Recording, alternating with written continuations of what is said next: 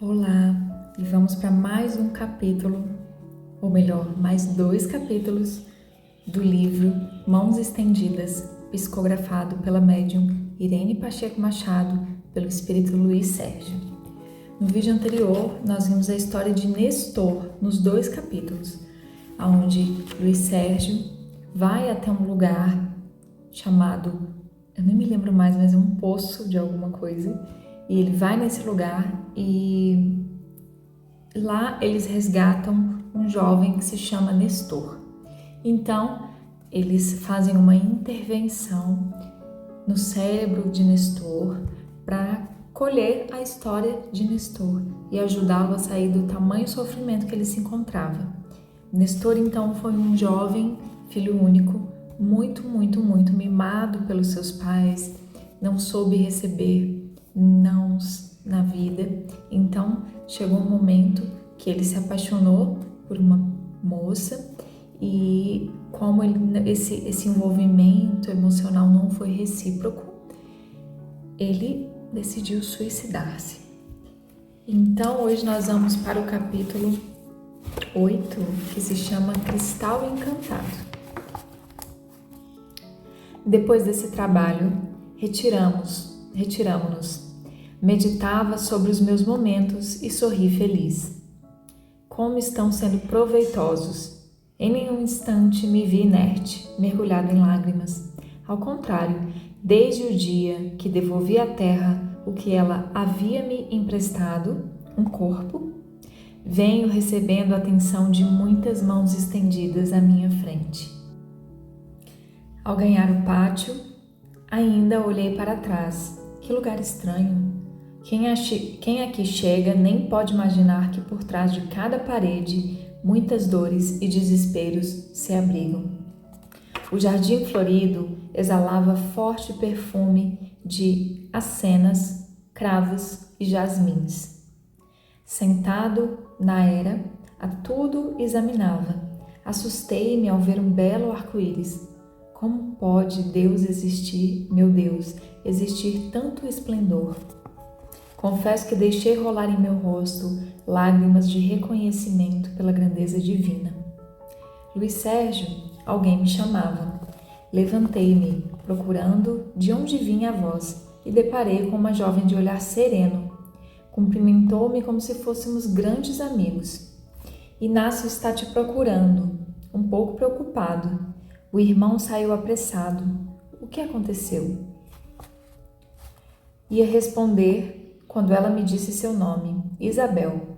Irmã Isabel, às vezes gosto de ficar sozinha e depois a emoção me sacudia por dentro, não sendo prudente, um gesto desequilibrado junto a irmãos tão serenos. Ela sorriu respondendo, não precisa te justificares para mim. Eu bem compreendo, porque às vezes também me sinto meio tonta junto a tantos amigos leais. Você trabalha aqui? Sim, já há vários anos procuro ajudar minha mãe, que se suicidou por minha causa. O quê? Por sua causa? Mas você não me parece má a ponto de levar alguém ao suicídio. Não tive culpa. Era filha única e sofri um acidente. Minha mãe não aguentou a separação e suicidou-se. Agora tento desesperadamente auxiliá-la. E ela, como se encontra? Muito mal. Reluta em aceitar a vida, por ter pensado que a morte fosse adormecê-la. Ia perguntar mais, porém já estávamos chegando ao escritório de Inácio. Perdoe-me, doutor, se não me despedi, é que às vezes gosto de ficar sozinha. Nada tendo que se desculpar, somos todos livres. Pedi a Isabel para chamá-lo porque hoje teremos uma conferência de um dos encarregados do equilíbrio dos suicidas. É um catedrático da faculdade e hoje conversará com nossos irmãos doentes. Vão indo que logo nos encontraremos lá. Obrigada, amigo, e até já. Isabel, ao meu lado, caminhava pensativa. Foi quando lhe indaguei. Você conhece a colônia dos Miosotis? Claro, esquece que também trabalho com suicidas? A cada dia aumenta o número dos fracos que necessitam dessa muleta, porque não possuem forças suficientes para caminhar livremente. Repita isso, Isabel. Ela sorriu, respondendo: a droga é uma muleta onde os fracos se apoiam. Quem possui um espírito forte liberta-se através do trabalho nobre. Gostas da colônia, não é mesmo, Luiz?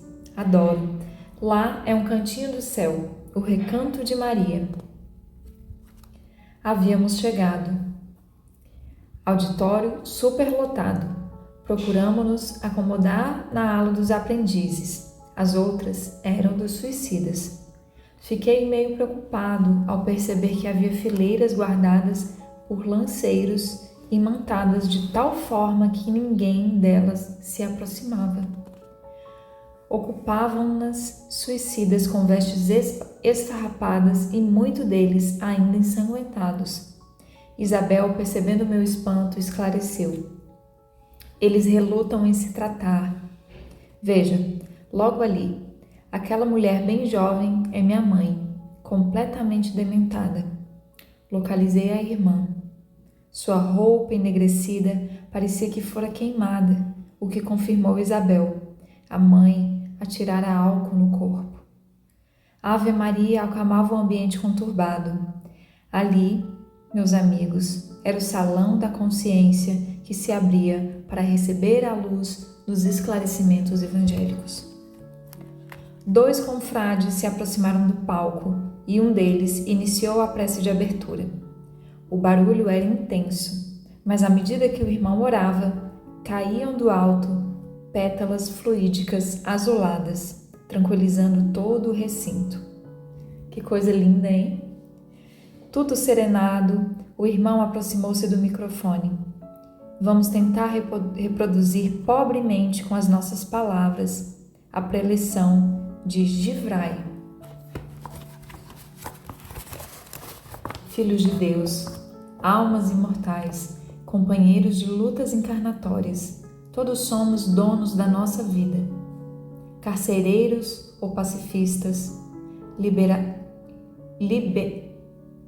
liberdores ou sanguinários, é dever de todos crescer espiritual, moral e intelectualmente. Se ficarmos à beira da estrada, atiramos os nossos fracassos nos que caminham.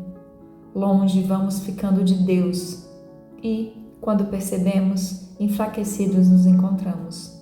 Daí resultarem tantas caídas e inúmeros fracassos.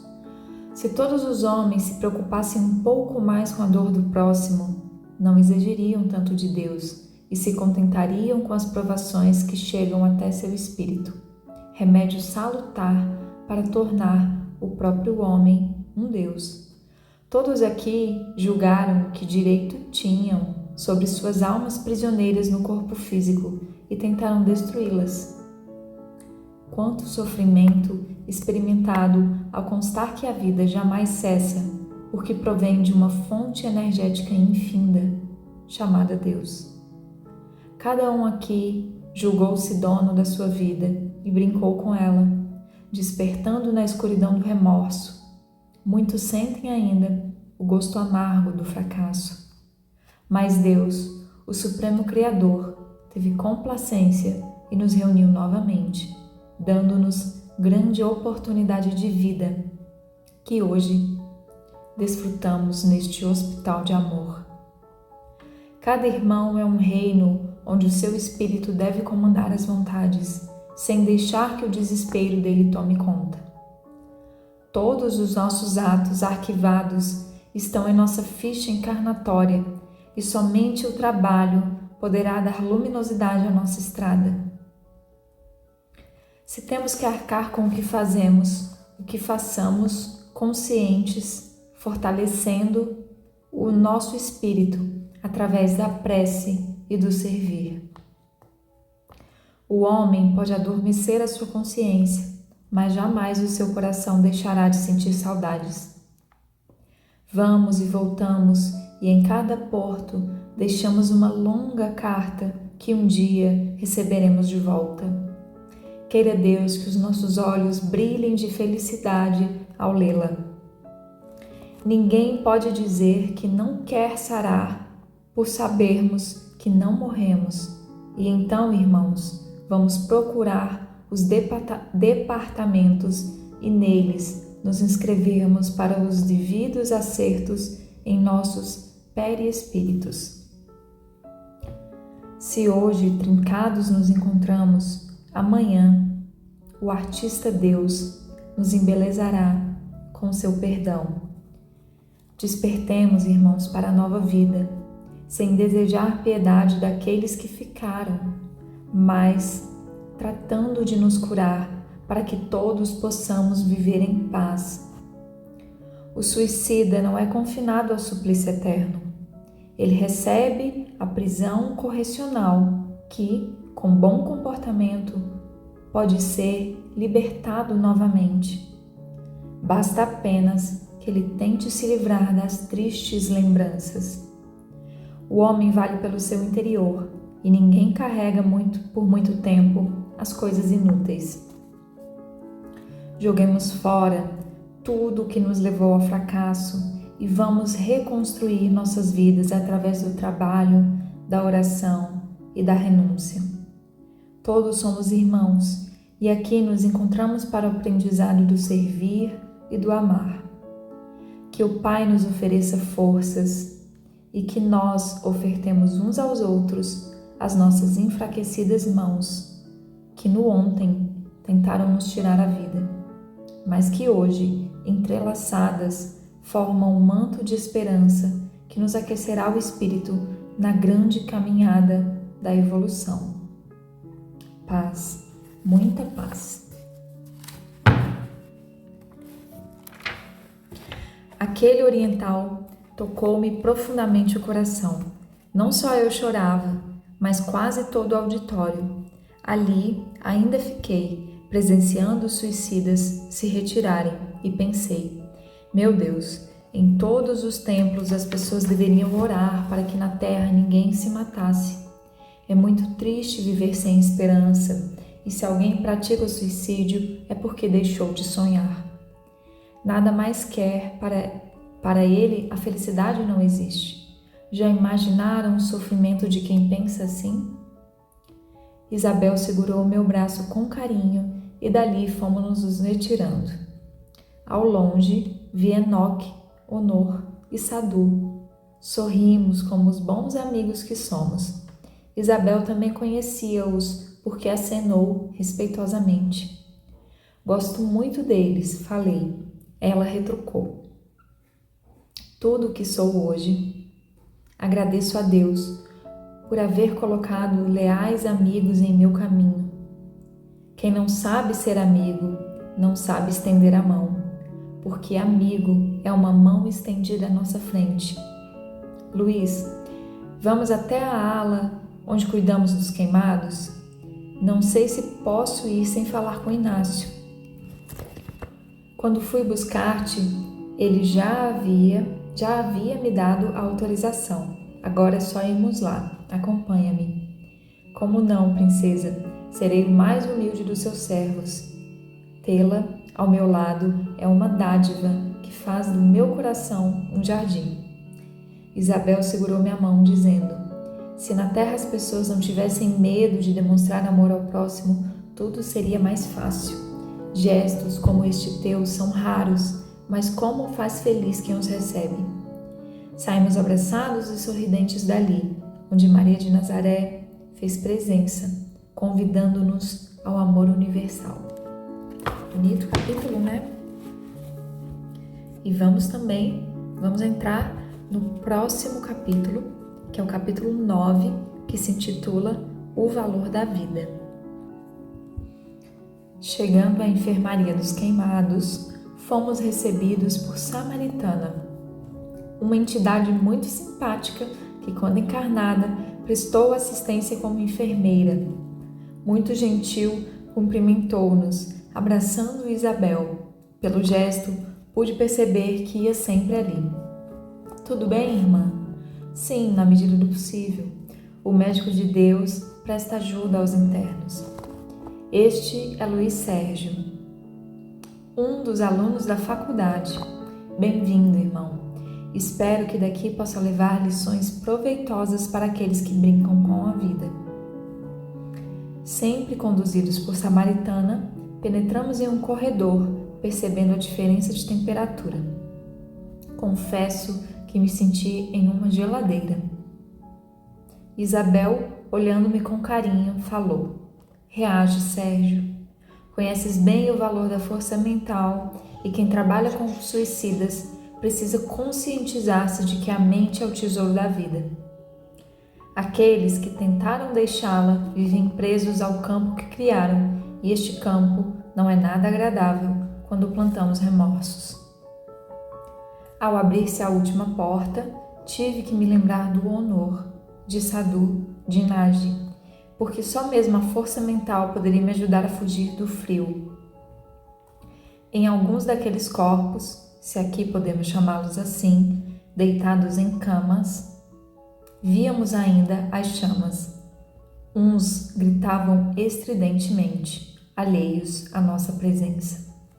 Quando percebi, Isabel alisava a mão de uma jovem senhora muito queimada, que gemia baixinho. O forte odor de álcool dava a impressão que o acidente havia acontecido àquela hora. Também me aproximei, orando. O corpo espiritual já não fumegava como outros ali. Estava envolvido por uma gaze finíssima, lembrando a pele do ovo. Mas parecia uma múmia toda enrolada. Toquei-a levemente para identificar aquela matéria. Eram como placas de gelo, e pela expressão da irmã de grande alívio para suas dores. Olhava a filha e chorava, julgando-se alucinada. Filhinha, que saudades tenho de ti. Sempre me aparece em sonhos e com que ansiedade te espero. Tentei morrer para te encontrar, mas vê o que o fogo fez com meu corpo. Apenas o queimou e morrer não consegui. O pior, filhinha, é que não sei por que ninguém vem aqui me visitar, só os que já morreram. Eu os vejo, mas penso que são delírios causados pelas dores que não são poucas. Isabel acariciava a mãe. Querida mamãe, não existe morte. Estamos juntas. Queria que compreendesse isso. Deixe para trás a lembrança do momento em que, num gesto impensado, julgando que se uniria a mim, queimou o corpo físico. Veja bem, mãe, ninguém consegue matar o espírito, e aqui estamos unidas pela força de Deus. Os nossos corpos de carne na terra ficaram, mas nós duas aqui nos encontramos, porque o espírito não morre. O fogo que destruiu seu corpo físico jamais teve força suficiente para queimar a sua alma, e ela, junto à minha, aqui está, no Hospital de Maria, para que sejamos curadas pelo amor. Isabel, não te compreendo. Queres me dizer que morri? Que o corpo no qual ateei fogo não é este? E por que então as dores? Como vim parar aqui depois de correr pelas ruas com o corpo em chamas? Mamãe, vamos recordar o passado. Enquanto Isabel assim falava, observei que Samaritana, com outros 2 enfermeiros, sustentavam as duas num elo de vibração, e tentei ligar-me a eles. Isabel, muito bem treinada, foi recordando o seu desencarne e o desespero dos pais. Diria que uma grande tela ali se formara à nossa frente. A vida familiar de Isabel se desenrolava com tal nitidez que parecia lá também vivermos.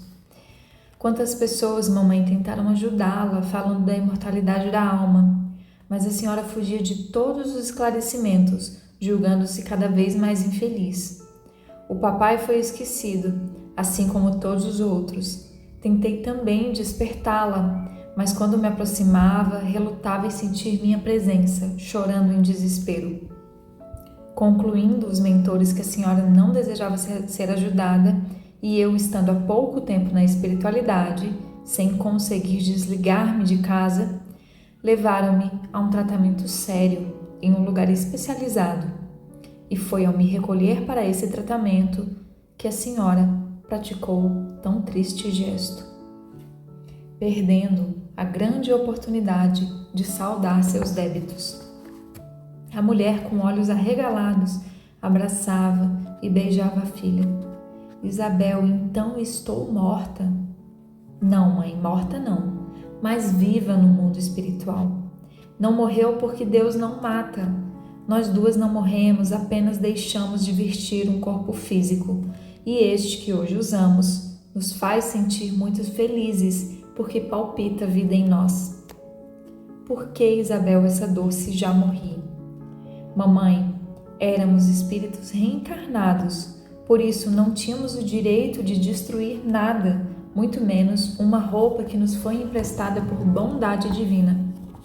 A mulher apalpava seu corpo muito queimado e Isabel, ajudada pelos amigos, continuou falando sobre a vida. Para encarnarmos, mamãe, passamos por diversas fases de aprendizado e escolhemos as provas que, de acordo com nosso avanço espiritual, nos são oferecidas. Portanto, todas elas são concedidas segundo a nossa força espiritual. Se fracassamos, foi porque não desejamos lutar, e isso é covardia. Filhinha, então quando nasci eu sabia que um dia iria me casar, ter uma filha e me separar dela? Sim, e aceitou a separação. Impossível, eu jamais concordaria com tal absurdo.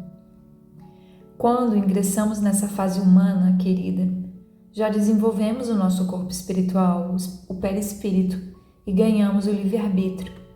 Ela é uma faca de 2 gumes, conforme a usamos, mal ou bem.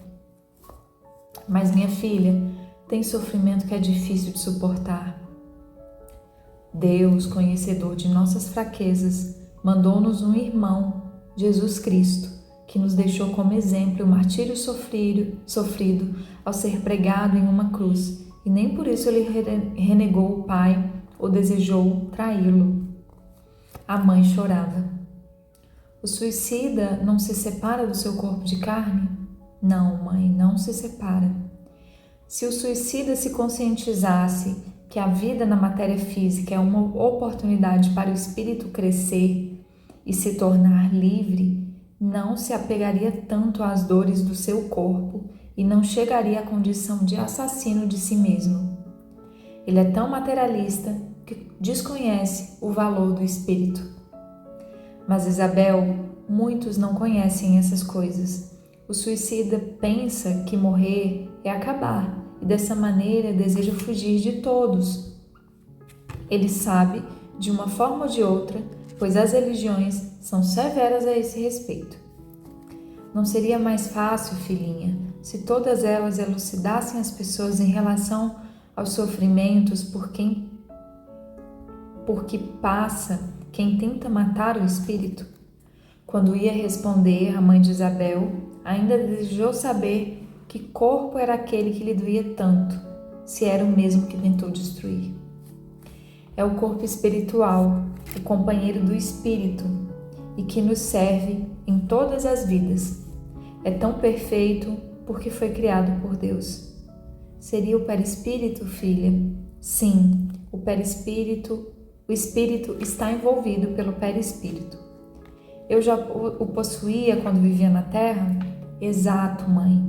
O homem encarnado tem esses 3 elementos: corpo, perispírito e espírito.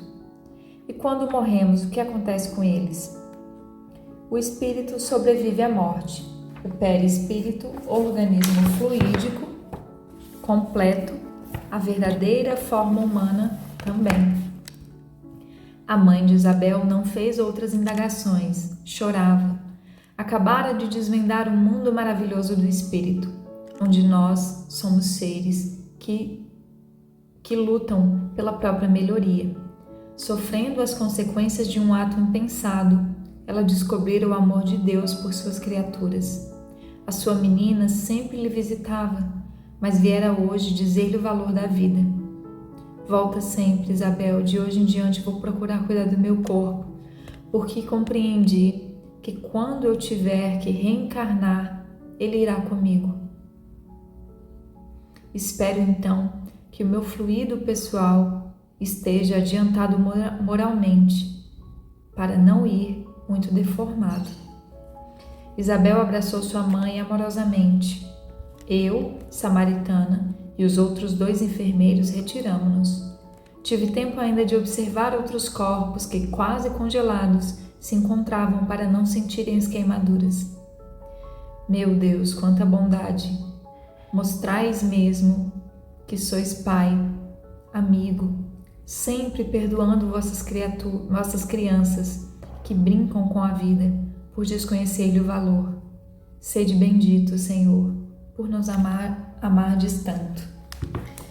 Bom, esses 2 capítulos, eles não exigem muita explicação, muito entendimento de nós. São capítulos simples, onde Luiz ali esteve com essas pessoas, especialmente desse último capítulo, com a mãe da Isabel, e ele elucida nesse capítulo como nós temos esse corpo perispiritual e carregamos ele ao longo de nossas existências. É por isso que quando uma pessoa tira sua própria vida, ele não se desliga dos aspectos que ele tinha, que ele teve ali no momento da morte do seu corpo físico. Por exemplo, as queimaduras que ela sofreu, Então ela continua, ela traz isso para o plano espiritual, porque o perispírito sente o que o corpo físico sente. Aliás, o corpo físico sente por causa do perispírito. Então, vamos levar essa lição hoje conosco e nos vemos no próximo vídeo, na próxima semana, para descobrir o que acontece no Hospital de Maria. Um beijo para vocês, bom final de semana para todo mundo, fiquem com Deus.